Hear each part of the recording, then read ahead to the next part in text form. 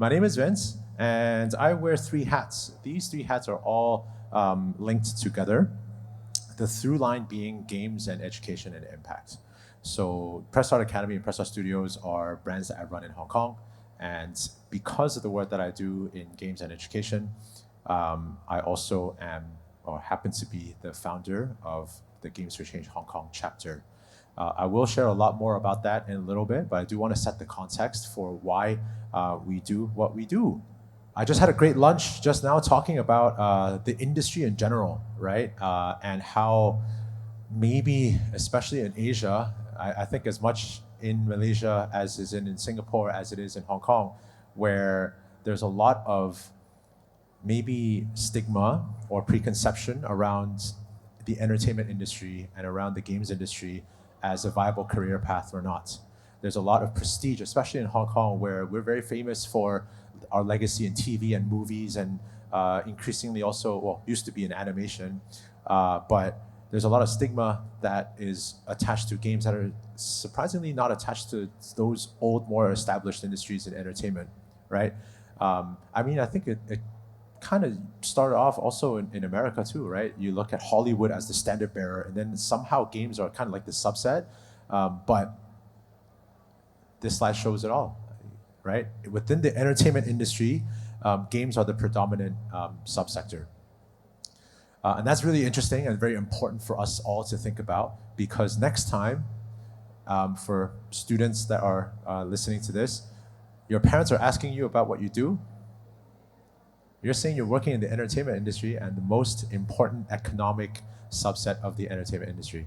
Games are serious money. And we should all be talking about that a little bit more. Now, why this is relevant to the stuff that I do and the stuff that we're all here doing is not just because it is an entertainment form. It is also, because it is now the predominant entertainment form, it should also be the predominant form of education. The same way that we look at documentaries and TV shows like Planet Earth to learn, games also can have the potential to play a similar role like that, right? And if you have this subsector of an entertainment industry that is growing so huge, then that gap between games and the rest of the entertainment industry is only going to get bigger, because the new generation are playing games much more than they're watching TV and watching movies. Then it is almost a moral imperative that we use games for good. And we use games as a platform to unlock a lot of these potential benefits that all these other mediums have been doing for decades. So if there are teachers in the crowd, then this is my call to action for all of us, where we should be and we can be using games to inspire and to teach and to empower. Now, why it is? Oh, yes, this one also. So us all, we're looking at educating and inspiring the next generation and looking at how we can maximize the mediums that we have at our disposal to be able to do that. So we're able to now do that because it's so easy to design games, not just for the students here, but also for teachers. Spoiler alert, teachers and game designers are actually the same breed. Because teachers, what they do is they take complicated, complex subjects, they make sense of it, distill it down to modules and systems and concepts, and all they're trying to do is they're trying to make that accessible and easy to learn for their audience, and to try to make that process as painless as possible, or if I were to put it more positively, to make it as fun and enjoyable as possible. That is exactly what a game designer does. So we all already, teachers, students, designers, we all already have the skill set to be able to do this. This slide should be already self-evident to everybody in this room, actually, because we all know why we play games. But there are some research that kind of substantiates all of that. Here are some of them. I'm not going to go through all of them, but we understand what games can do as a medium to help us, right? From a mental health perspective, from a loneliness perspective, we all know that games are about problem solving. So those are the skills that we can use games to inspire in everybody, really. These are some examples that Games for Change highlights as great exemplars of what games that are designed for a purpose can actually achieve. I'll have a couple more flagship examples that I'll go into, so I'll do that. But before I do that, I'll just maybe share a little bit about the work that I do with Press Start Studios in Hong Kong. We are also a game studio, but a little bit of a specific breed. So I will call ourselves a game studio for hire, which means that the bulk of the work that we do is we take on projects that are commissioned by corporates, by companies, by multinational companies, by foundations, and by nonprofit organizations. And so we design games for specific goals, such as for learning and development, for training, for community engagement, and so on. Here are some examples of the things that we do.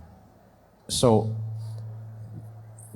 these are actually two of the most recent projects that we worked on. The first one is with Manulife, which is, as some of you might know, a big global insurance company. So we designed actually a game to address and train employees across all the Asia offices around unconscious bias and diversity and inclusion. So now it has actually been deployed across all Asia offices already. The second one, I don't know if anybody here has been to Hong Kong. If you have, then maybe you know there's a new-ish district, which is called the West Kowloon Cultural District. And it's being positioned as one of the predominant cultural districts in the world with museums and things like that. Inside there, interestingly enough, there is a center called the Xi Chu Center, which is for Cantonese opera. And they engaged us to create a game-based module for primary and secondary students to teach about Chinese history and cultural values through a game-based curriculum that they are now using in schools in Hong Kong. Here are a couple more.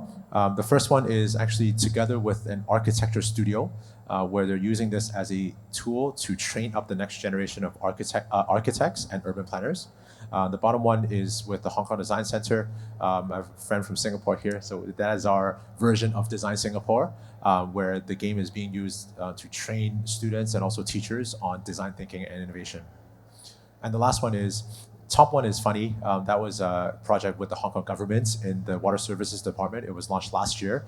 That is a digital mystery detective game about water conservation. And then the bottom one is more on the climate side as well. So that's an example of what we do, right? Now, obviously, a lot of these games are designed with a purpose in mind, with an end goal and an outcome in mind. But if you are somebody who's playing this game, either as a student in the classroom or as an employee in an organization, you would not be engaged unless it is fun. So the main thing is that it should be fun because it is a game. And that's why I remember speaking to a lot of the students outside who have built their projects. One of the things that they remember from my briefing last week to kick off the student jam is that the most important thing is that it is fun, because otherwise you're just designing quizzes, and quizzes are not fun. Okay, this is an example. I actually just realized that I left the actual copy of this game in my hotel room, so I don't have an example to show you, but this hopefully will do the trick.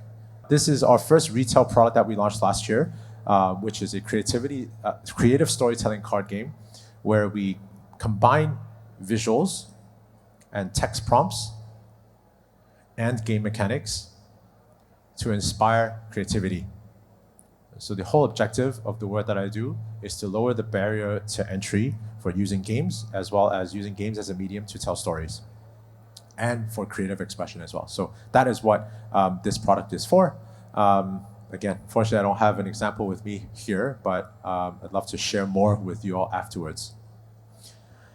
That leads me into the second part of the work that I do, which is through Press Start Academy. That's an education business that I run in Hong Kong, and we use games as a learning tool, as curriculum to teach creative writing and storytelling and narrative design in primary years, and to teach game design in older years, which is why we're helping out the Indie Jam this year. And additionally, we also train teachers on how to infuse gamification and game design techniques into their pedagogy. So that brings us to our series. I don't know if everybody in the room knows this, but the student presentations that happened this morning as part of the KL Student Game Jam for Games for Change, that was actually the last in a 3-part series that I've been doing over the past month. That's been really exciting. It's the first time that we've ever done it at this scale. March 8th, as you can see, was in Singapore. March 21st was in Hong Kong. And for the first time, it's a whole week that was here in KL. So a total of 28 projects that were put out, all on the theme reefs and rainforests. And this is super exciting because you can see on the logos on the top right, we have a couple of really interesting and exciting partners, right? So Tencent Institute of Games was one of our key sponsors and partners. We also had support from a prominent NGO in Hong Kong that focuses on waste reduction and also environmental conservation as part of that support. And Playing for the Planet is an initiative under the UN Environment Program, and they provided the theme, which is an official theme of the Student Challenge this year. So this is the theme, Reefs and Rainforests. You've already seen 8 projects this morning that tie into that. But I also use this as a background for anybody to be able to create a game. And when I say everybody, I'm not saying students and teachers only. I'm not saying game designers only. I'm saying everybody in this room is actually able to design a game on this theme. This is the challenge statement that I offered all the teams at the beginning. What if you made a game that could make someone feel the wonder of a coral reef or hear the heartbeat of a rainforest? What would that look like? Now, if we started off like this, then a lot of times what happens is that people are just sitting there stuck. I don't know how to start. I know nothing about this. And just, this is so big and so overwhelming. That's what a lot of game jams are like. What we put out, we get people inside a room, we put out a theme, come back in 48 hours, create something. How we do our game jams at Press Start and through Games for Change is that we have a little bit more of a structure to it, because that structure actually ends up benefiting everybody in the room. So here's a quick snippet that we actually use in our teacher training workshops, because teachers, unfortunately, are always the first people to say, I don't know how to do it. So here is just the 4-step to thinking about how to do it. Number 1, what is your theme and message? And I'm asking this because the theme of reefs and rainforests is so big that it is hard to find one specific message. Do you want to create something that is about deforestation in the Borneo rainforest? Do you want to create something about bleaching of corals in the Great Barrier Reef? Do you want to create something where you're able to understand and experience the biodiversity in Malaysia or Singapore or Indonesia or wherever? That is a specific part of the theme that you're choosing as a message. By playing this game, players will get XYZ. Secondly, who are you playing as? And that's the perspective that you're taking when you're creating this story. So one thing that I mentioned for one of the groups this morning is they were picking the point of view as the villain. I really like that, because what is the best way to shine the spotlight on a serious topic is to take the opposite extreme and use it as a parody. So who are you playing as? Are you playing as a logger who is chopping down forests? Are you playing as a bird whose habitat is being decimated because of deforestation? Are you playing as a farmer who is just trying to make ends meet and must chop down trees in order to make way for my farm so that I can survive? All of those things can be different perspectives of the same message. And who you choose to center that message around actually dictates the entire experience and the entire process of empathy, the entire process of how you're experiences as a player. Next, what's important to see and encounter? This can be about NPCs. This can be about how your level and environment is set up. This can be the items that you pick up, right? So if you are playing as a bird, like we had an eagle simulator just now, right? What are you seeing? Are you seeing that the forests are being cut down? Great, that is a very strong visual cue to telegraph to the player that this is actually what's happening in the background without needing them to get a lot of text-based exposition.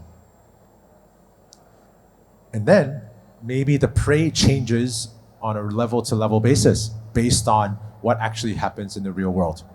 So these are a lot of things that from extensive research, you can actually infuse into the game and just have that as a little bit of a background dressing so that we're able to feel it without it being forced down our throats. Lastly, how does the game end? And that's actually the most important thing, because when the game ends, if you complete it, if you beat the game, if it just ends, that actually reflects entirely what you as the designer think is the most important part of your game. Whether we like it or not, all of the games in this room have a message, have a statement, have an intent. And how we are able to finish the game, what constitutes the end condition for every single game, is a direct reflection of the intent of the designer. Why did I make this game? Am I making this game as a city builder? So is one of the end conditions to populate, to build a thriving metropolis? Or is another end condition to actually build a rural farmland? Those both exist in the real world. But how you set the game condition or the end condition is going to dictate to the player what you as the designer think is the most important part of your chosen theme. So that's why a lot of times when we look at games, a lot of it is about how closely the theme and the mechanics are mirroring each other. The player incentive has to be consistent with what theme we're choosing it to be in and what story we're choosing to tell. I just did this exact exercise over the course of 20 minutes in an education conference in Hong Kong 2 weeks ago. And we had 25 teachers in the room that came out with 6 game ideas that were extremely clear and succinct, that they can then use to teach this module in their classrooms. So the theme really is secondary, because it doesn't have to be a coral reef or a rainforest. It can be about poverty. It can be about human rights. It can be about economic progression. It can be about urban planning. It can be about anything. It can be about any of the things that are in this room, because it all starts with what the intention is. I'm going to go slightly academic for one slide here. I talk a lot about design thinking. That is a quite established, I guess, methodology or process. And inside design thinking, there is a quite established way of looking at it, which is called the double diamond method. And so for us at Press Start, we actually just co-opted the double diamond and turned it into something that probably works a little bit better, specifically for games in our context. Right? So this is how we actually create our projects at Press Start, and what we do with organizations and what we do with institutions and so on. So it's really simple. You have 4 stages. There's understand, game design, assessment design, and facilitate. The first part is understanding what the context is. If we're working with Manulife, what is in the insurance industry that is very important for us to include inside the game? In their case, there was actually nothing that was insurance specific, because what we needed to make was actually something that would be able to train and build awareness in all of their employees, regardless of department and regardless of division, the concept of unconscious bias and the importance of diversity and inclusion. So then that means that we need to understand, we need to get a crash course on what those topics actually are and what is important to that company. And understanding that, plotting all that down, drawing a lot of diagrams to understand what those starting points are, what the skill learning outcomes for us are, who the target audience is, that is the starting point. That is why it is the understand phase. So that's actually the most fun part of the project for me, because I get to go around different industries learning about different things. And then we just make games based on it. So there comes the game design piece, where yes, we do all the things that everybody in this room knows how to do. That's the mechanics, that is the play testing, that's the visual design, all of those things. That's fun. But because we use these in specific contexts, that's why it is not just the game design pillar. That is why we also focus on assessments and facilitation. When we are building a game as an experience, the end product is not just the game.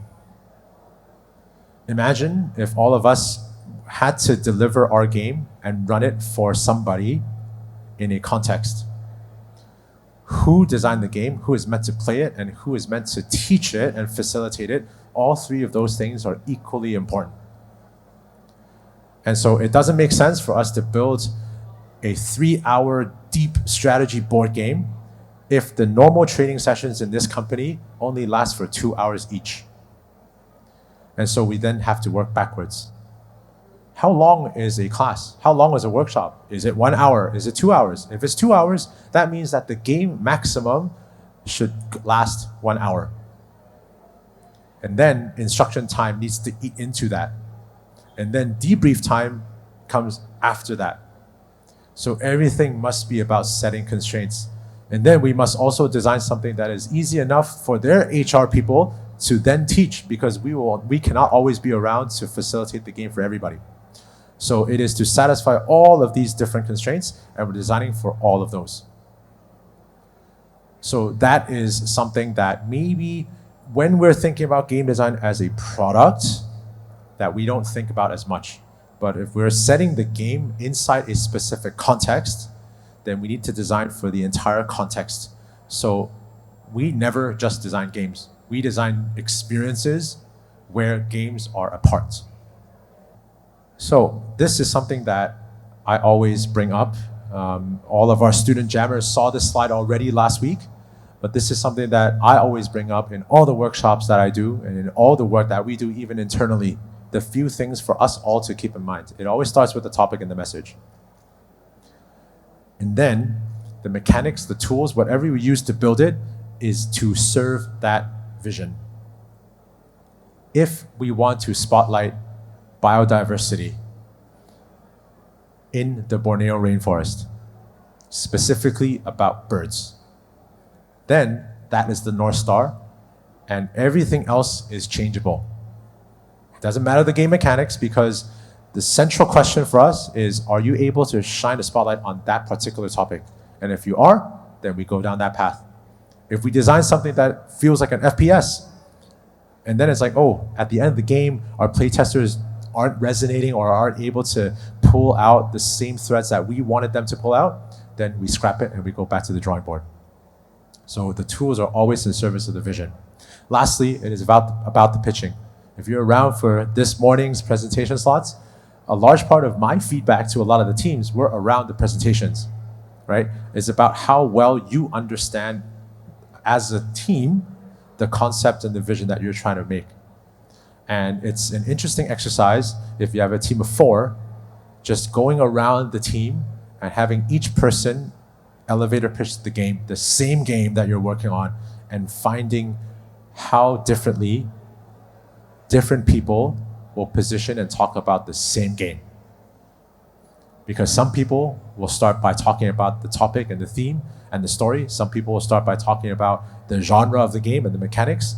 And so it is already a huge exercise just to align on that, so everybody knows how to go about it.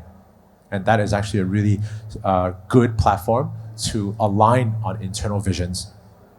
So how this looks like in our game jams, we don't just do one like here in KL. We've done it across multiple schools in Hong Kong and Singapore and everywhere, in mainland China as well, in Taiwan, is we go 3 phases. And all of our student jammers literally went through this over the past week, right? The phase 1 is vision and message. And if all we have is 1 or 2 hours in the school, then they can come out with stuff like this.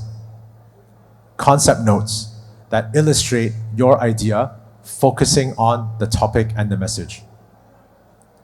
Then the second part would be the mechanics and the gameplay, and how you can use these ideas to substantiate what you want to do with your game.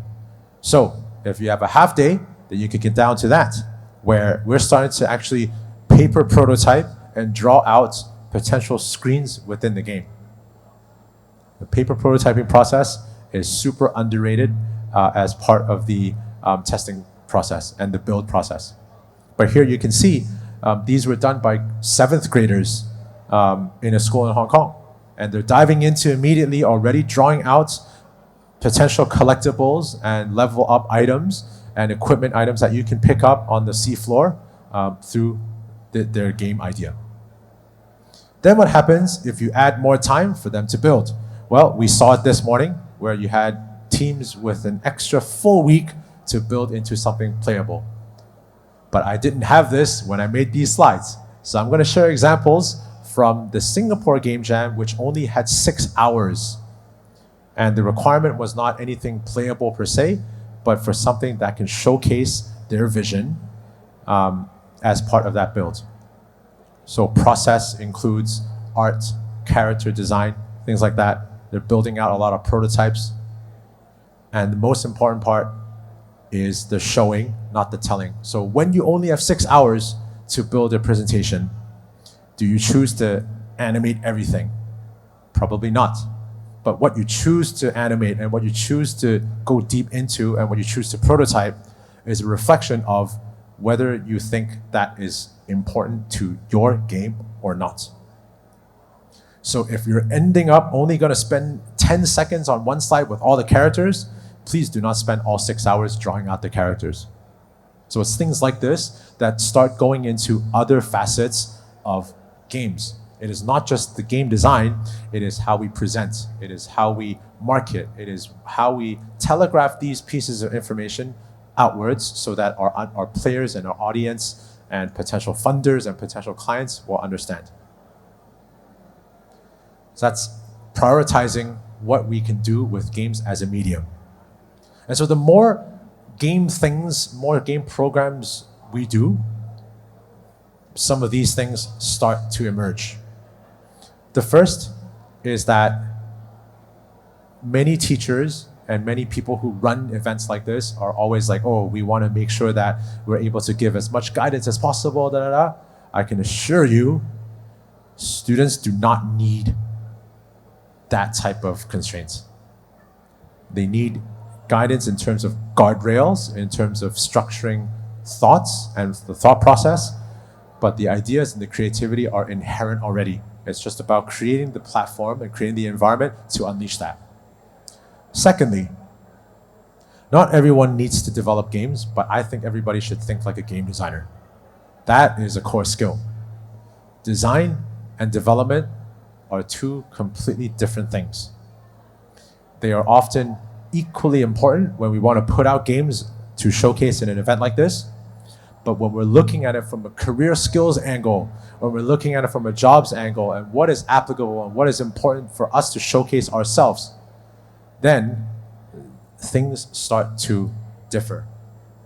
If we're looking at technical jobs, vocational jobs, and really going in as a programmer and a game developer, then yes, 100%, we need to be fluent in those languages and fluent in those engines. But if we're looking at transferable skills across multiple industry, then it is about how we tell a story, how we design interactions, how we interact with the audience, and how we communicate through a particular medium. So, for the teachers that I've spoken to, I will continue to speak to, I don't think anymore that it is still a question of how to gamify the classroom. I think that is an outdated concept. It is how do we empower the next generation, the students right now, to be able to use games as a medium to learn and as a way to showcase what they want to show the world. That goes back to reefs and rainforests. We heard through this morning's presentation that a lot of teams actually did a lot of research on this topic while making a game for a game jam. That is why I do this. That is my ulterior motive, actually. My ulterior motive is, yeah, you make a great game, but you also learn something out of it without treating it as a classroom assignment, but because it actually helps make the game more compelling. So that brings me to Games for Change. And I promise this is the last portion of my sharing. Games for Change is a platform that originated in the US. It's been around for 20 plus years. Every year they host a big summit that spotlights the power and potential of games and interactive media for education and social impact and storytelling. Over the years, they've done a lot of stuff, including the Games for Change Student Challenge. And so because of my work and how relevant it can be, I've decided to bring it to Hong Kong. Hong Kong is actually the first local chapter in all of Asia, but I don't position it as just Hong Kong. Hong Kong is tiny. Hong Kong is in the middle of the entire region. And my vision for Games for Change Hong Kong is to serve as a regional connector for all of the connected cities and the ecosystems, not just within games, but also what games can do, reaching out into other industries and sectors. So that's why I'm here, working with Natalie and the Magic Rain team to help run the Student Jam here. Let me showcase something that can help put into perspective and give a little bit more visualization for you all.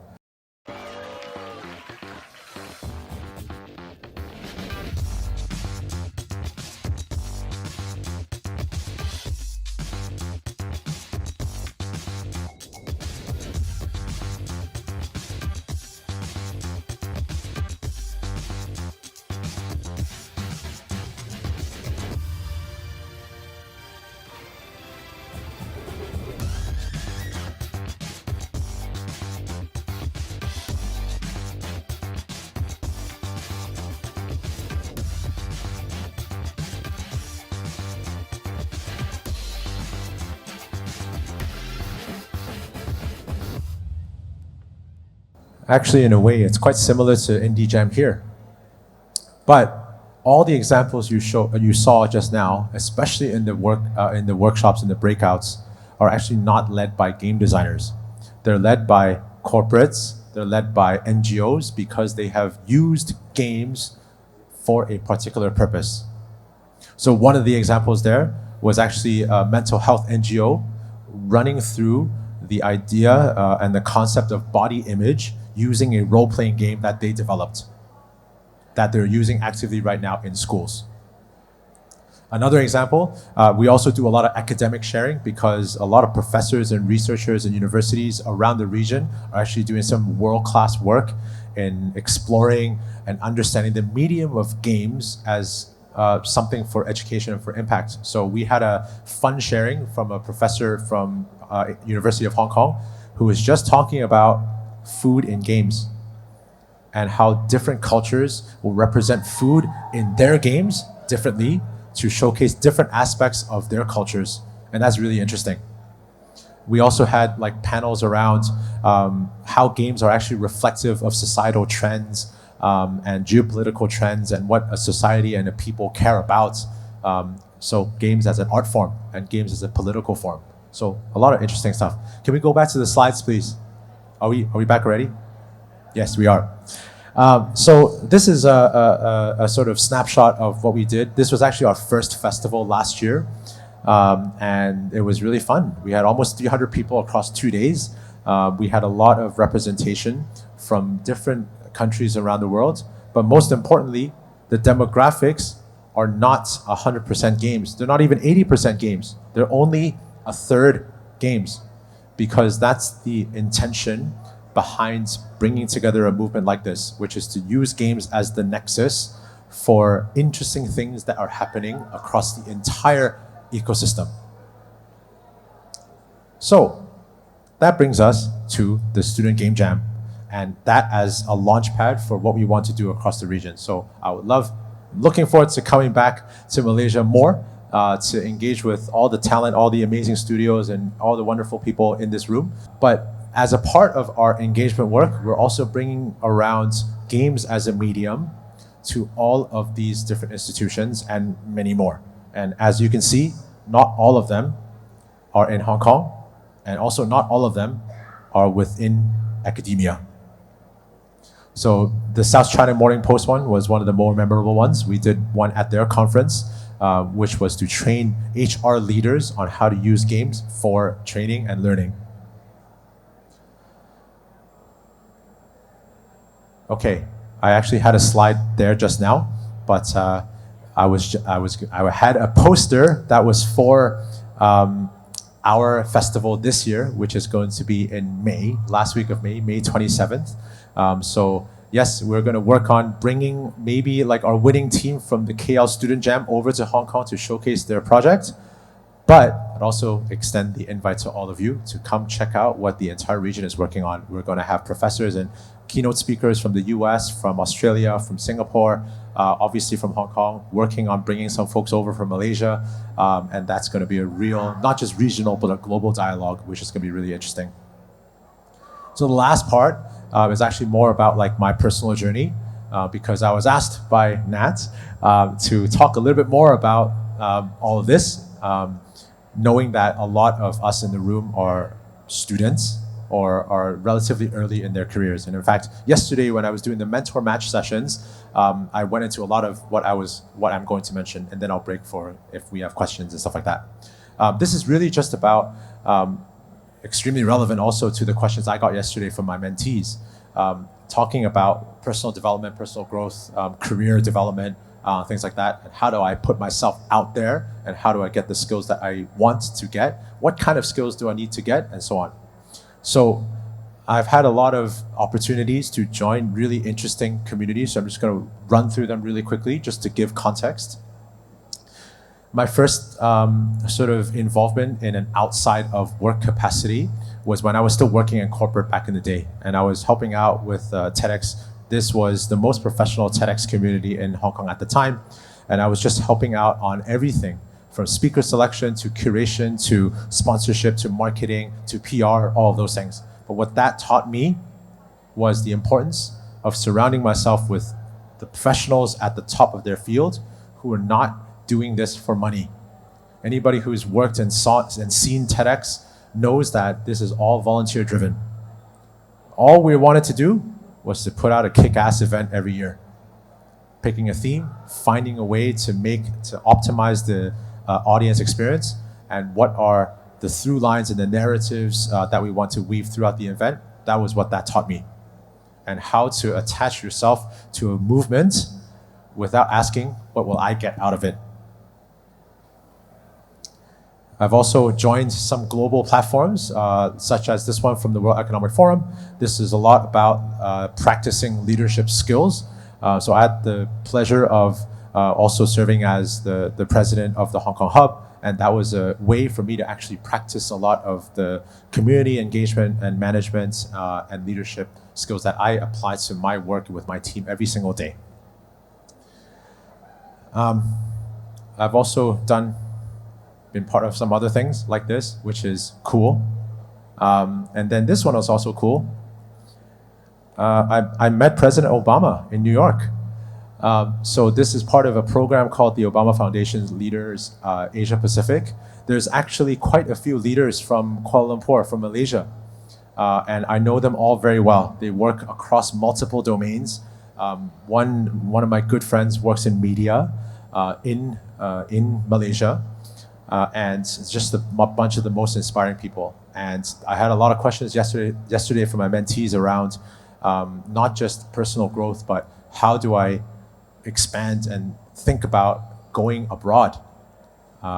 What does representation mean? My year for this program was 35 people across all of Asia Pacific, literally almost all the countries and cities represented. And it is a question and a skill set of how do you show up in a forum like this? And that's also very fun and very challenging. So I'll end on this slide because if there are questions from people, these are all the things that I speak to students about all the time. I speak to teachers about this all the time as well. So yeah, I mean, I have a thank you slide, but I don't like to end on thank you slides because it just says thank you. So I'll just end on this and see if there's any questions from the crowd. Thanks. Hi, Vince. As a Hong Konger, I'm so proud to finally know that something like this exists because I grew up there and then I moved to Malaysia. But that aside, I know that most of your projects are commissioned to you guys by corporates, education sectors, whatnots. But is there any opportunities where any of the games that you develop, be it video games or do you do also tabletop games? Yeah, tabletop games that can potentially go mainstream. I just can't help but dream that if there's like any, because the games are so meaningful, and especially for example in the education sector where you can reach out to just like the general demographic of like kids a certain age. So instead of children's books, we sell them video games instead that tell meaningful stories. So is there any opportunity like that in the future? Yeah, definitely. I appreciate the question. And I'm also sad that you left Hong Kong I mean, Malaysia is great, but Hong Kong is better. So the thing is that this entirely comes down to like the business arrangement. It's a commercial arrangement. Right now, the games that we've developed, a lot of the games that I showed just now, were developed, commissioned by a company. Therefore, it, by definition, is owned by them, right? So we then operate more as an agency model where they pay us to do this particular thing. We build it out for them. We hand it over to them. We train them on how to use it. That's all part of the contract. And of course, a lot of times when a company pays you to do something, then they would want the rights to it, right? So, but here's the interesting thing. The game that I showed briefly just now, the yellow one, Fiero, the creative storytelling game, was actually derivative of the design center game that we built previously.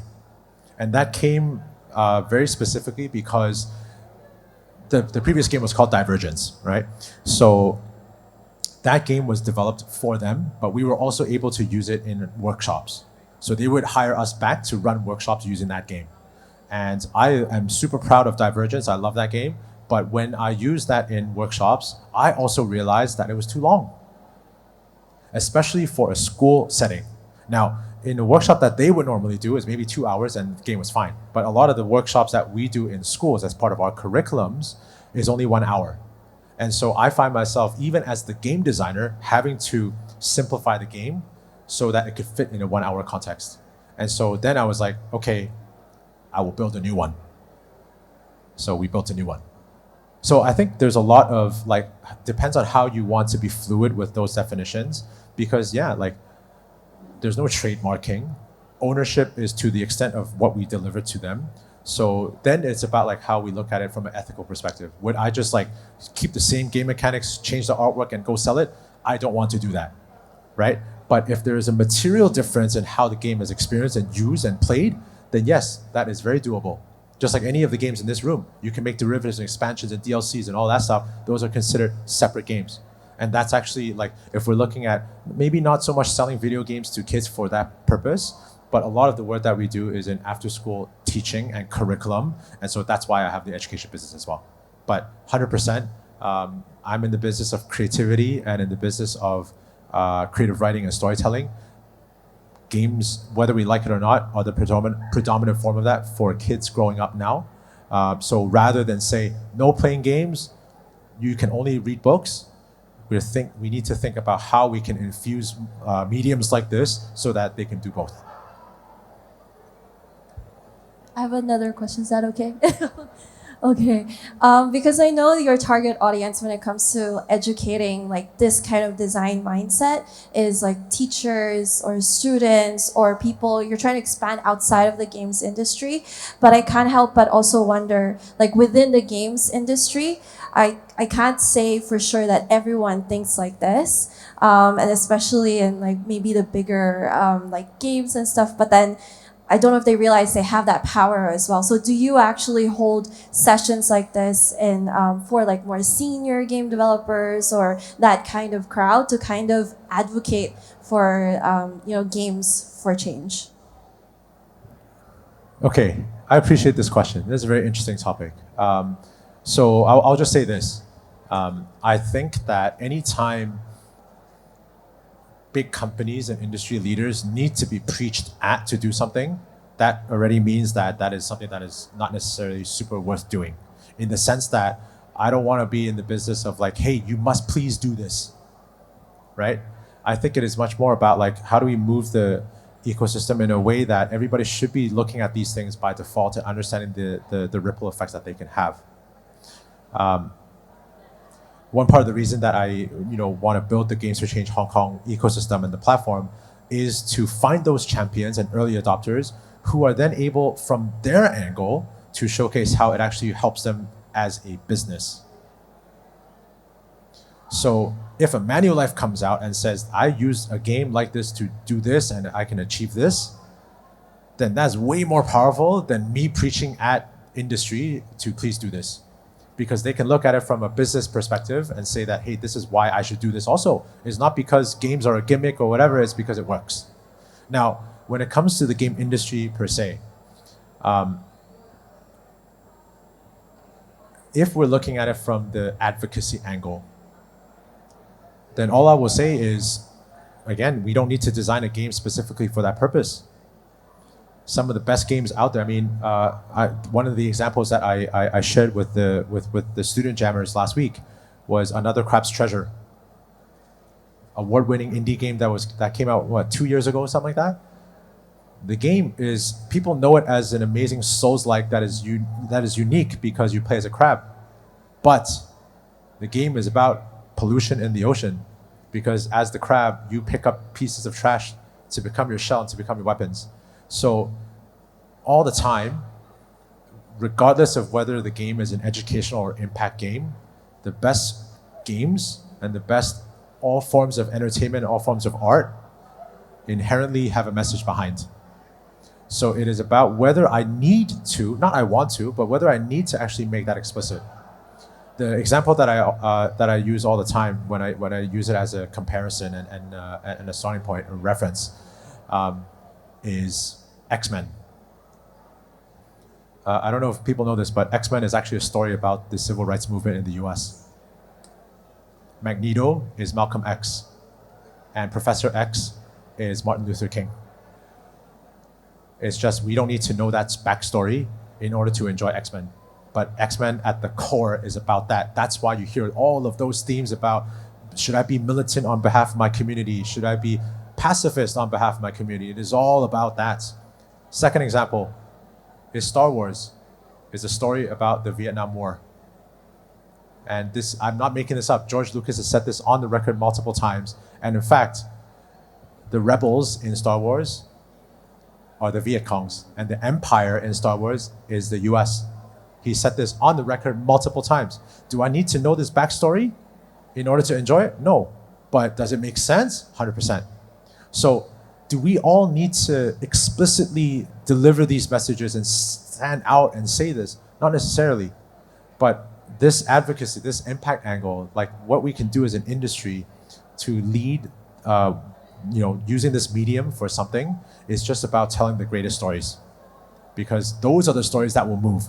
If you're asking people to watch a movie to learn about the Vietnam War, I guarantee you that there will be way less people than if you ask them to watch a movie about space monks wielding lightsabers trying to take down Death Stars, right? So it's all about like how we want to, like what perspective we're taking. Hi, Lei Ho. Just want to ask if for me personally, how can I train myself, like a mini practice for myself to think like a game designer, to have practice? Because most of your education, they start from when they are 7 years old, so they can adapt through their young. So for us in our 20s, how can we help improve ourselves in this critical thinking or designing skills? What's your background? Engineering. And you want to think more as a game designer, why? Because I have a vision. I want to love to create things, and I want to show everybody. What do you want to create? A lot of things. Give me an example. The main goal is a narrative action game. Yeah. Okay. About what? About it's too big. I know I'm putting you on the spot right now, but let's go. What do you want to? What is their narrative about? Okay, so it's a bit embarrassing to talk. Okay. It's not embarrassing. Okay. It's about a war-driven world, apocalyptic world, about humans taking back their Earth from aliens, and you, as like a rebellion army, have to plan a way to fight back, and it's like a many part, many what's it called? Many type of series of story keep in one universe. Okay, Yeah. that's great. So I think there's two different questions here. Because you're asking about how do I think more like a game designer. You're already thinking like a game designer. So there's Yeah. no issue there, right? It's about the starting progress. Okay. So how do I think about all the systems, all the necessary, Yeah. Because you have a vision, you can just think about it, think what you want to do. It's like a dream, Yeah. but it won't always be what you think about when you're making it. Yep, I understand. Yes. Have you ever watched Iron Man before? Yes. Do you think that when they were making Iron Man, they had thought about the entire line of Infinity War and all of those MCU phase 1, 2, 3, 4s? The answer is no. No. So don't be bogged down by like what phase 4 is going to be, your multiverse and your connected universe. Don't think about that, because that is all going to be so overwhelming that you want to build, I want to draw out all the connections, build all the characters. That's going to take you like 10 years to do it. And that took Marvel like 20 years to do it with the whole team. Yes. So it's not possible for you to do that, right? Yeah. So how you want to start is to pick one character, Yes. flesh out the background, and think about what that character is going to go through in the story. Yeah. Not the entire universe, Yeah. but you're playing, like, let's say you choose that character as part of the rebels fighting against the aliens. So think about, who am I, right? And then what am I doing today, and what am I doing tomorrow, and what do I need to get in order for me to do that tomorrow? And what happens the day after tomorrow? What happens when I get that thing? And plot that out micro. And then you just build based on that. Because the most important thing to creating something is not thinking about it, it is to create it. So don't think about it, because along the way you will decide, hey, actually this story is terrible, and then I will want to do something else anyway. Or you're like, I created this NPC, actually this NPC is badass, I want to be that NPC instead, right? So don't like block yourself from all of these things and just like make something.